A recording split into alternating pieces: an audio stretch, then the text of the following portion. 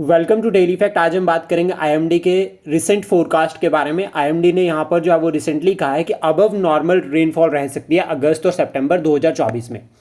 IMD यानी कि Indian meteorological department, इन्होंने अगस्त सितंबर के लिए कहा है, प्लस इससे पहले इन्होंने एक स्टेटमेंट और दी है कि जुलाई महीने में जो है वो रेनफॉल जो है वो अबव नॉर्मल ही रही है, जिसमें हमने देखा है कि वयनाड डिस्ट्रिक्ट जो है वो केरला की, वहाँ पर जो है वो मोर देन 200 पीपल जो है वो नहीं रहे हैं। ठीक है, पूरा का पूरा गांव ख़त्म हो गया।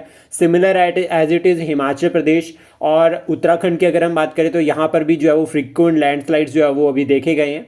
तो इसलिए जो है वो कोई भी फोरकास्ट है रिगार्डिंग द वेदर, उसको जानना समझना बहुत ज़रूरी हो जाता है जब भी हम घर से बाहर निकलते हैं। और यहाँ पर जो ये अगस्त में कहा है कि अबव नॉर्मल जो है वो रेनफॉल रहेगी, इसका मेन कारण ये है कि जो ला नीना कंडीशन है, ला नीना कंडीशन जो है वो कूलर फेज होती है ईस्टर्न पैसिफिक ओशन में। अब कूलर फेज का कंसेप्ट को हम समझते हैं कि कूलर फेज में सिंपल याद रखना कि जितना यहाँ पर हाई प्रेशर होगा, विंड मूव करती है हाई टू लो प्रेशर। हमारे नॉर्थ वाली साइड पे इस टाइम लो प्रेशर है, तो विंड जो है वो यहाँ से जो है वो मूव कर जाएगी इंडियन सब कॉन्टिनेंट की तरफ, जिसकी वजह से हवाएं जो है वो अपने साथ बारिश वाली जो है वो बादल भी लेकर आएंगे। जब वो बादल लेकर आएंगे तो उसकी वजह से जो है वो यहाँ पर जो है वो रेनफॉल एक्सेसिव देखी जा सकती है। तो ये फोरकास्ट किया है आईएमडी ने, और इंडियन मेट्रोलॉजिकल डिपार्टमेंट जो है वो 1875 में बना था, पहला पॉइंट। दूसरा याद रखना कि हेडक्वार्टर जो है वो न्यू दिल्ली में है।